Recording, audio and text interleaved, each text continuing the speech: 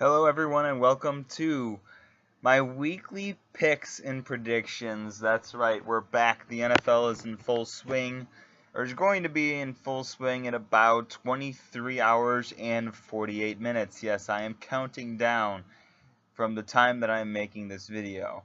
And I can tell you one thing, I'm excited after an off season of some crazy trades, off-season pickups, injuries, drama.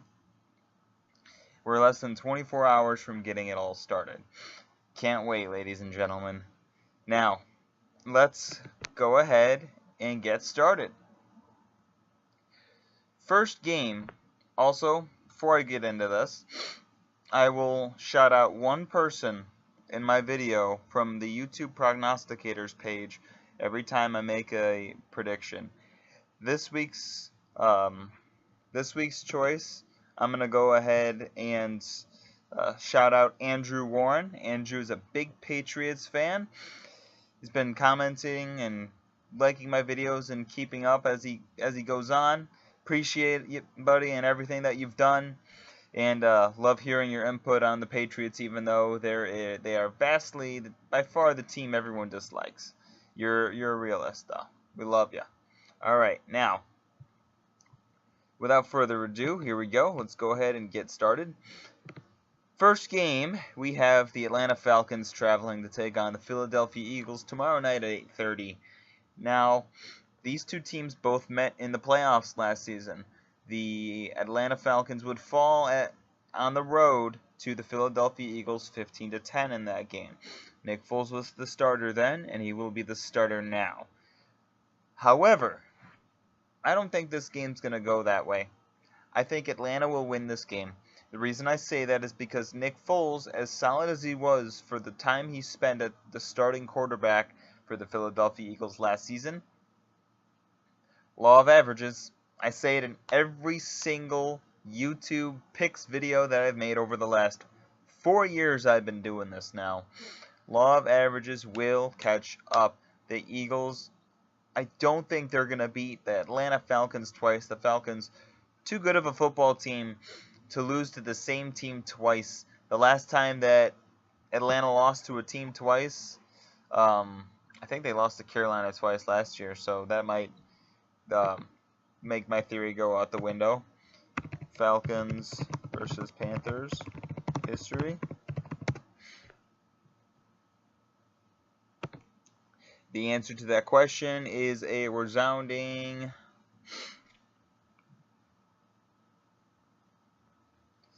you love the internets. The time it takes to load.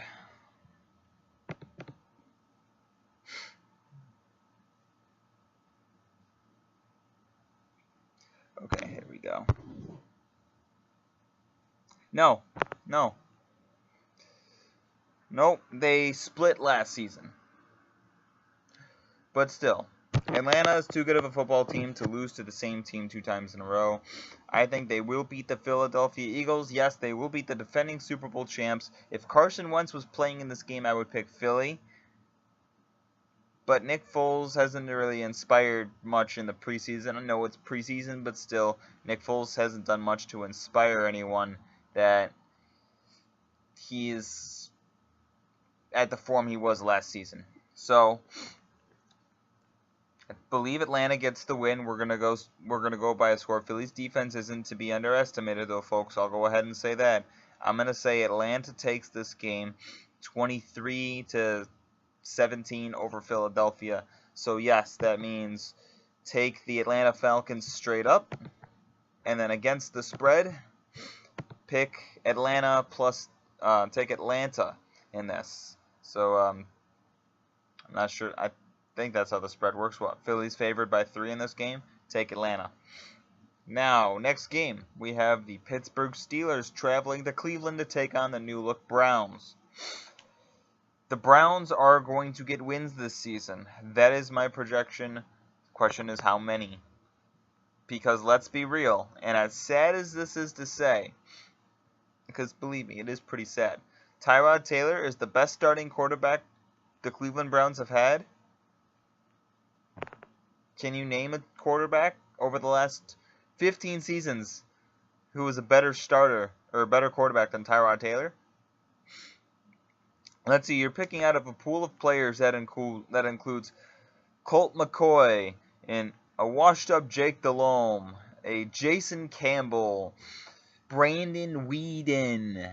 We're talking Deshaun Kaiser. I mean, come on. Tyrod Taylor, regardless of what people think of the guy, still helped the Bills get to the playoffs last season. Can't forget that. He may not have been their long-term solution at quarterback, but he'll win you games. And believe me, Browns fans will take wins. They'll take anything they can get. So, with that being said, though, the Steelers, Le'Veon Bell still has not reported at this point in time. If Le'Veon Bell plays in this game, take the Steelers in the points. If Le'Veon Bell does not play in this game, still take the Steelers in the points. I know you look at a line and you could be like, oh, I hope this team does well. I'm going to pick the Browns plus 5.5 because why not? No, got to be smart when you're doing these because the Steelers are loaded. They might not have Le'Veon Bell, but in the 4 games without him last season, they still averaged over 30 points per game. Myles Garrett, I think, will be solid for the Browns, but the Steelers are a different monster. Well, I think the Browns will be improved. They're not going to be that vastly improved that quickly. So I'm going to pick the Steelers to win this game over Cleveland. We're going to go 28-17 over the Browns. Next game, we have the Cincinnati Bengals at the Indianapolis Colts. The wild card in this game is quarterback Andrew Luck, who returns from injury. He injured his shoulder at the dawn of time, or what it seems to be, because it was that long ago that this happened. And he is finally back for the Indianapolis Colts. The Colts are 3-point favorites in this game. A lot of people are picking Cincy. Let me go to pick 'em. Pick watch. A lot of people are taking the Cincinnati Bengals just based on what the Indianapolis Colts did last season. Yeah. 72% of all, so far, not all picks have been submitted, but so far 72% of all NFL analysts, we're talking CBS Sports, ESPN, NFL, 72% of them so far are taking Cincy. This is Andrew Luck playing in his first home game since injury. Remember how good Andrew Luck is at home, ladies and gentlemen? We can't discount that. I believe the Indianapolis Colts, I think they're still going to be in 4th place in the AFC South. But I'm not high on the Bengals. I'm not. I think Indianapolis takes this game. And let's also not forget the fact that Indy was in a lot of games last year that they lost. Alright? If you go to that schedule, Colts schedule, 2017, with Jacoby Brissett at the helm, this was a team that had losses by scores. They lost in overtime to the Cardinals. They lost by 3 points to the Niners. They held a lead against Tennessee in the late in the 4th quarter before Tennessee exploded. They lost by 1 point to the Bengals last season in Cincy. Think about that too. Colts with Jacoby Brissett was 1 point away from beating the Bengals in Cincy, and now the Colts have Andrew Luck back and they're playing at home. I know that's one game last season. You can't make an indication on that, but still, it's a measuring stick. And then they beat the Texans. They lost to the Steelers on a game-winning field goal. They lost to the Titans on a game-winning drive. They lost to the Bills in overtime in that snowy game. They lost to the Ravens by 7 points. I mean, this is a team that was close a lot last year. With Andrew Luck, that guy's got a clutch factor. We know the clutch factor Andrew Luck can provide for a team. And without that clutch factor last season, you saw it. Indy lost a lot of games. I think the Colts get this one. I know the Bengals are favored, but pick Indianapolis. All right? Pick them straight up. And pick them with the points, -3. Actually, according to this, it looks like they're favored. So I mean, that makes more sense, but I don't know why so many people are picking Cincy in this game. I think the Colts get the win here. Pick the Colts and the -3 that comes with it. I think the Colts will win this game 26-20 over Cincy. Next game, we have the Tennessee Titans traveling to Miami to take on the Dolphins. All right. Miami gets Ryan Tannehill back. That cannot be discounted. However, Tennessee, I said this too, a lot of people sleeping on this team because they're completely overshadowed by two things in their division: the return of Deshaun Watson and the Jaguars defense. Tennessee made the playoffs last year and won a playoff game, ladies and gentlemen. Regardless of how they did it, or how close they were, or how they played down to their competition, that's still something that they accomplished. Now they have Deion Lewis, in addition to Derrick Henry. They have Malcolm Butler. The Dolphins are down Devontae Parker in this game. The Dolphins don't even have Jarvis Landry in this game because they traded his ass to Cleveland. So the Dolphins don't have many. I mean, they have Kenyon Drake, and he's good, but and they have Frank Gore. But I mean, you're talking about the Tennessee Titans, who had one of the best run defenses in the league last year, and only had, if they play, Harold Landry and Rashaan Evans to shore that up. Tennessee should win this game pretty easily. Should. I'm going to pick Tennessee here to win this game by a score of, we'll go 21 to 13. Tennessee should win this game. Take Tennessee and the -1.5 that comes with it. The Miami Dolphins, I think they might be a train wreck this season. I know Tannehill's back, but were we even sold on him before he got injured? Next up, we have the 49ers traveling to Minnesota to take on the Vikings. I'm not 100% sold on Jimmy Garoppolo yet. Kid's only played like 6 games, alright?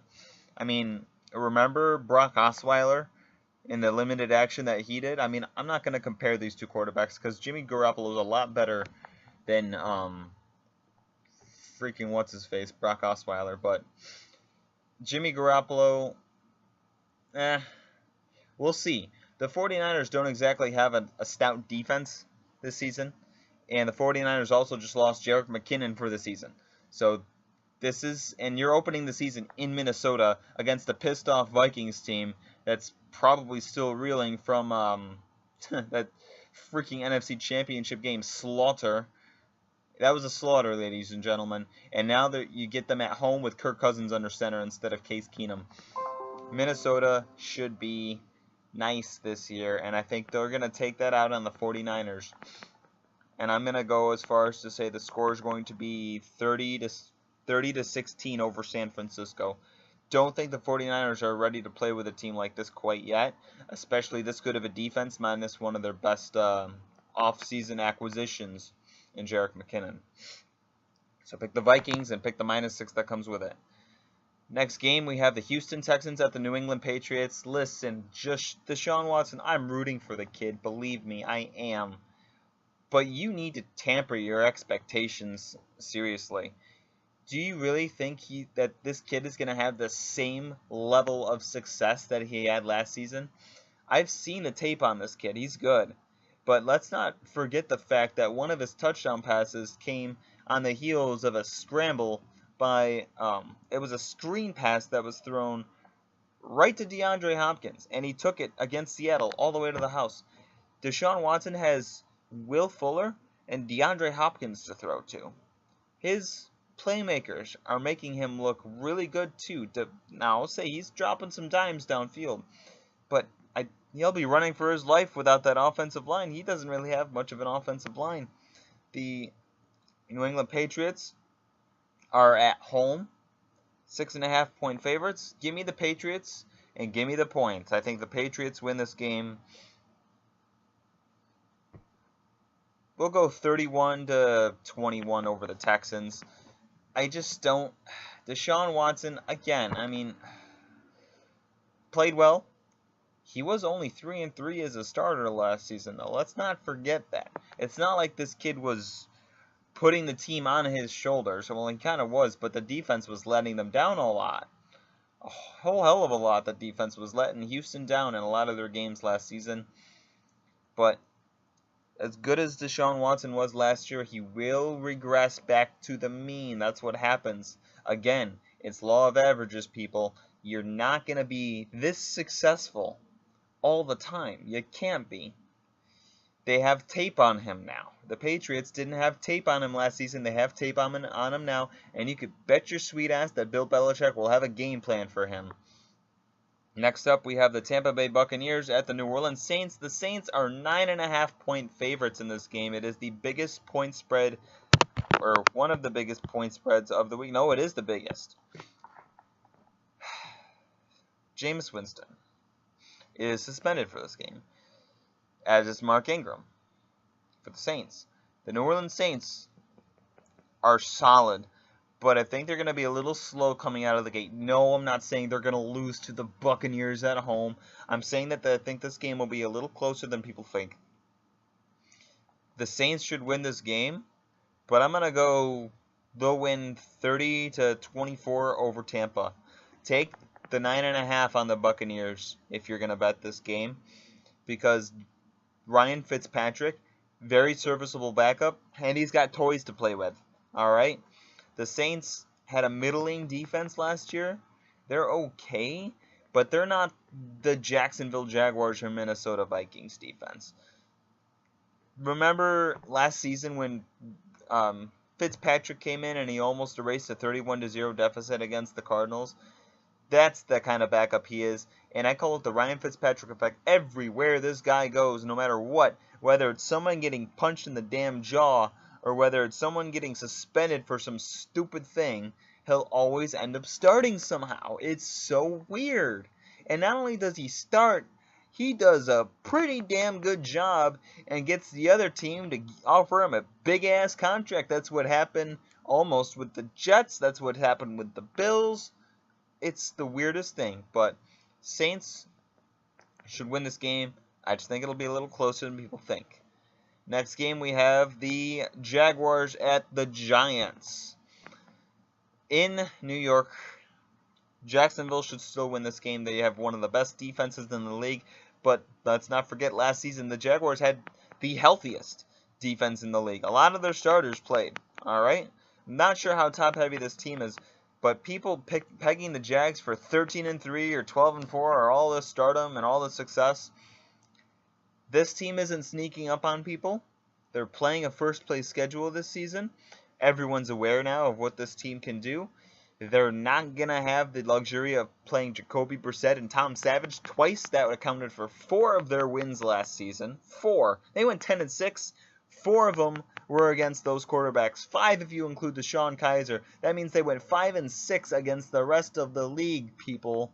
I know they had success in the playoffs, but still, in the playoffs they played Tyrod Taylor, and they beat Ben Roethlisberger because for some reason Ben Roethlisberger cannot figure out the Jacksonville Jaguars. The Jaguars just seem to match up well against the Steelers. It's the weirdest thing.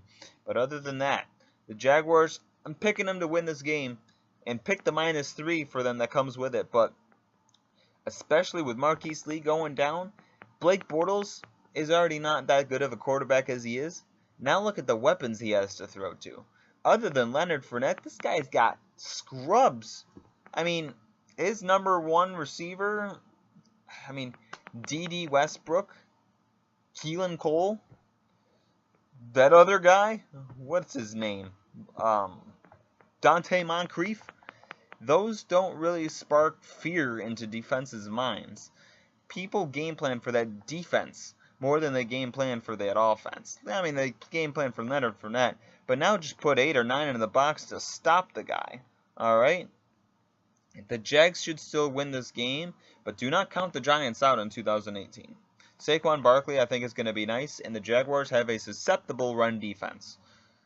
Next up, we have the Buffalo Bills traveling to take on the Baltimore Ravens.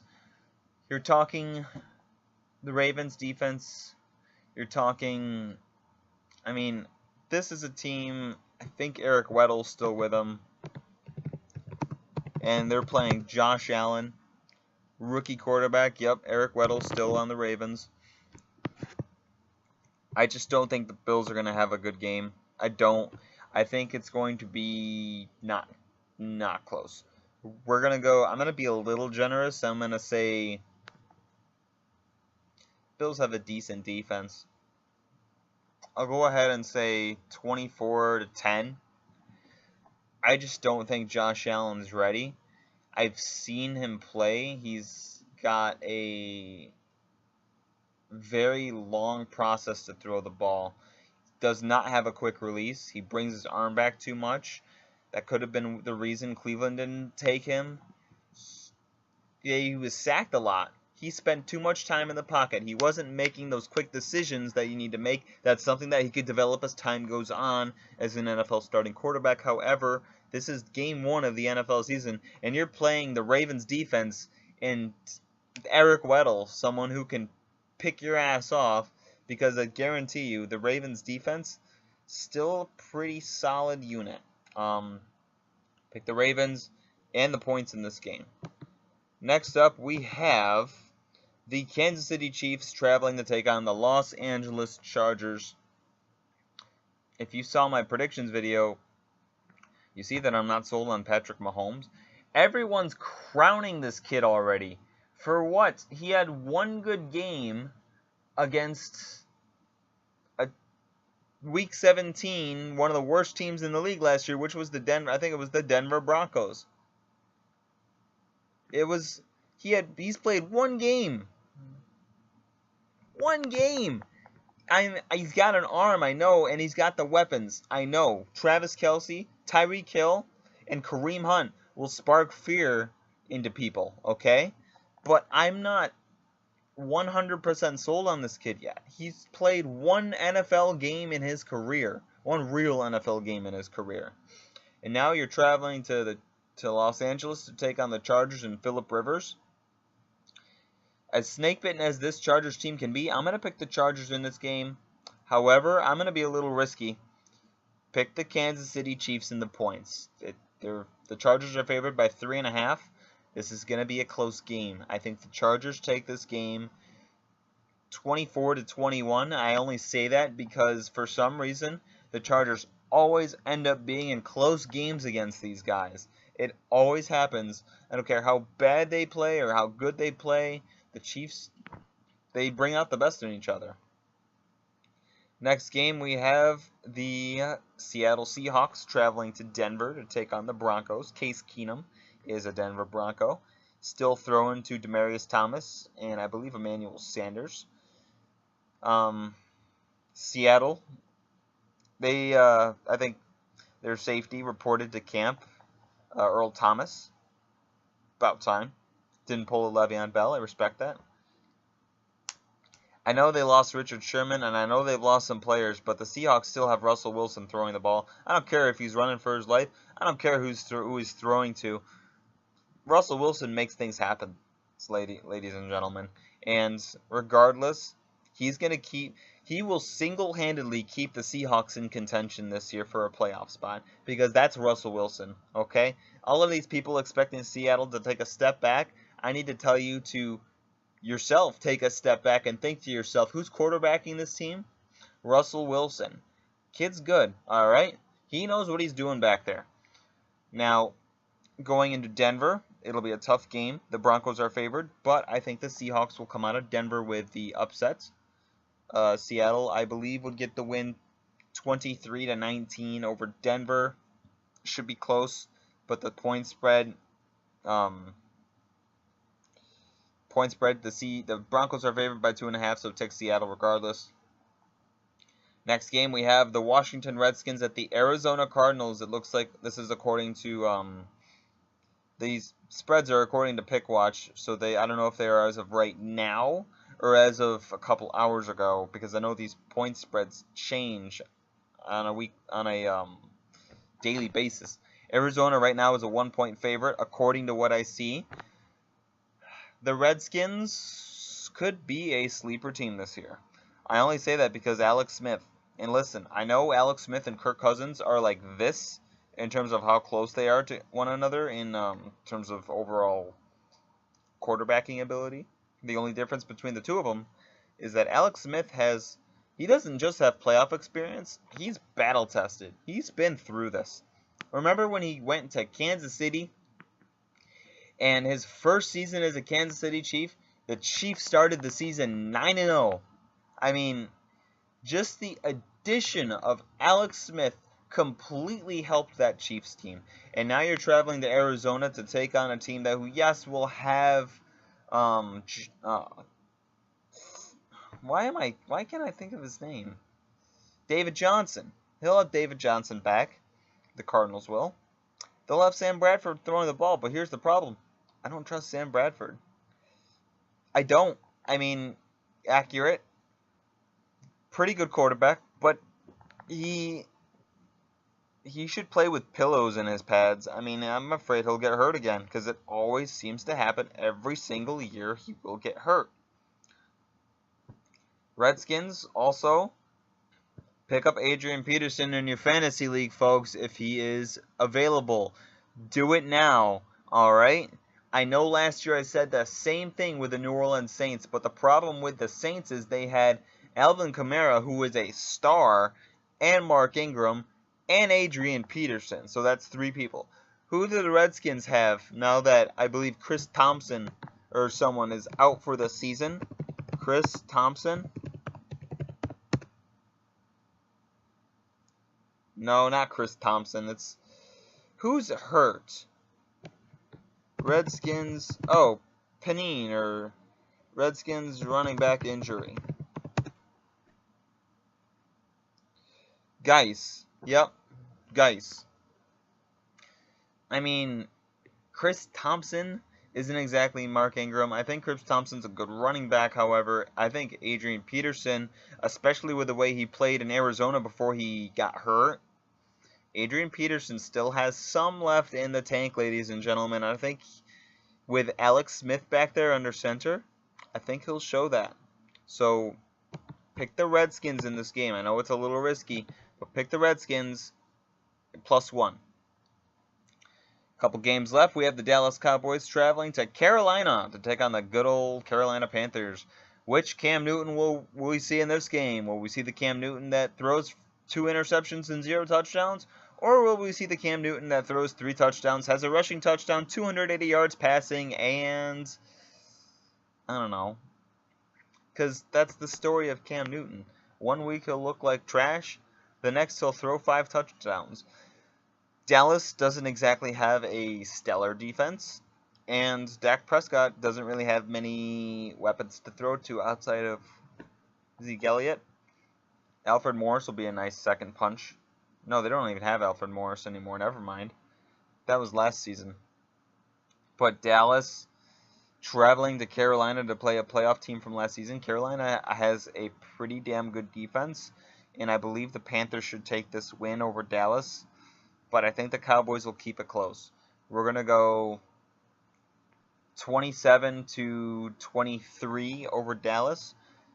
So pick the Panthers and pick the points. Bears at Packers. I'm picking Green Bay in this game. The Packers should win this game straight up. They're 8-point favorites.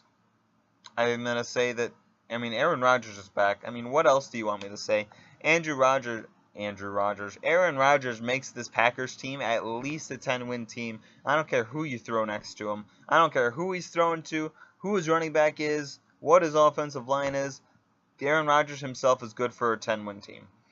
And they get Chicago.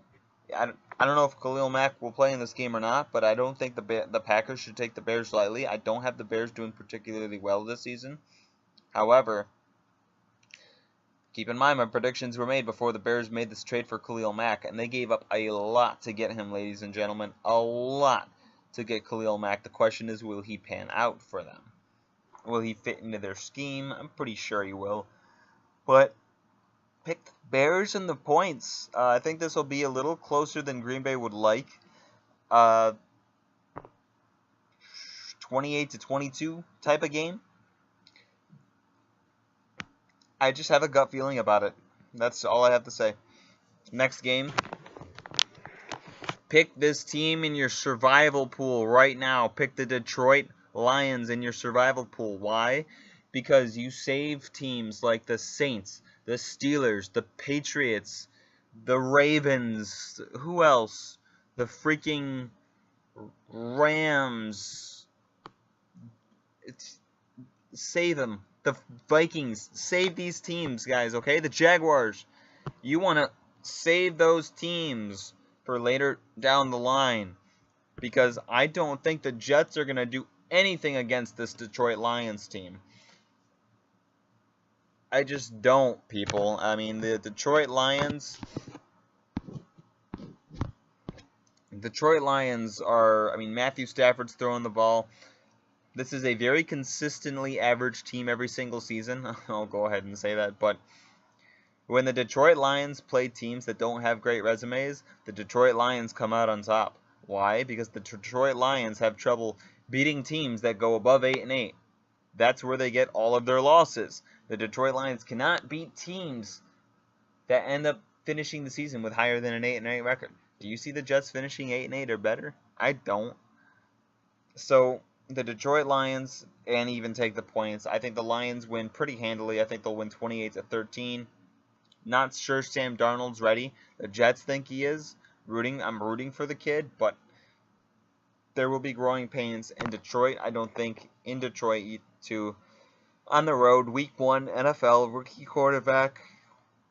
You know the story. So pick the Lions in this game. Don't think it's going to be particularly close. But I've been wrong before. Let's face it, I'm not going to get all 16 of these picks right. It's week 1. We're always in store for surprises. Last game of the week 1, we have the Rams traveling to take on the Raiders. I think the Rams win this game kind of easily.